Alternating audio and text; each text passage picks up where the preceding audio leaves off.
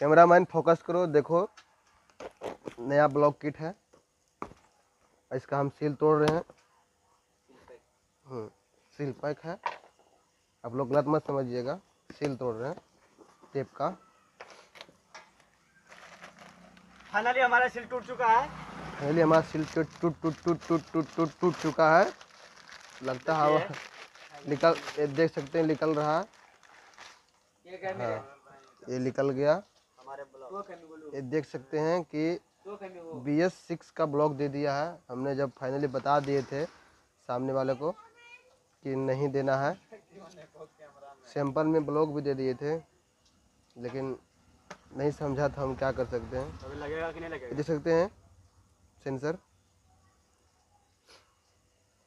चलिए इसको फिटिंग करते हैं, देखते हैं आगे क्या प्रोसेसिंग है।